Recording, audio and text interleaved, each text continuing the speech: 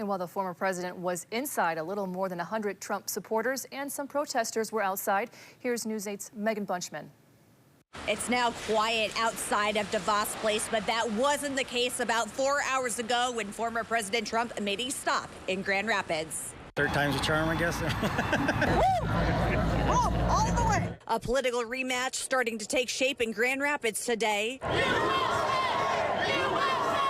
As former President Trump talked immigration policy during an invite-only event at DeVos Place. But it's a border bloodbath, and it's destroying our country. It's a very bad thing happening. Hundreds of pro-Trump supporters lined the corner of Monroe and Lyon Streets to give him our support.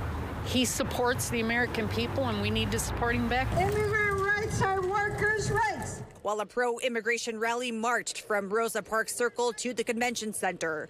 Organizers of that march said Trump's visit was simply an attempt to politicize a tragic death. Unfortunately, we have seen that many people in elected office and those aspiring to political office are taking advantage of a tragedy here in the Grand Rapids area. Last month, 25-year-old Brandon Ortiz-Vite confessed to killing 25-year-old Ruby Garcia before dumping her body on the side of US 131. Ortiz-Vite is an undocumented immigrant who was deported by ICE back in 2020 after his DACA status expired. I think it's impossible to talk about our current immigration situation in the United States without mentioning the history of the United States meddling in Latin American countries and countries throughout the world. This won't be the last time we see the former president in West Michigan as the Mitten State once again takes center stage in the upcoming election. He's fought more for the American people than any president I can remember. And when he had his 4 years in office, we were doing good. We are definitely not Trump supporters, and I suppose he has to go all over the place to get his message spread around, but we would just assume that he went back to wherever he came from. Trump left Grand Rapids around 4:30 this afternoon. He is now in Green Bay for another political speech. In Grand Rapids, I'm Megan Bunchman, News 8.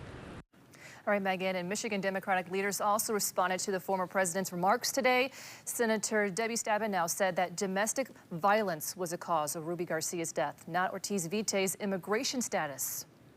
Let me just start today. It was really underscoring the fact that Ruby Garcia's death was a horrible tragedy.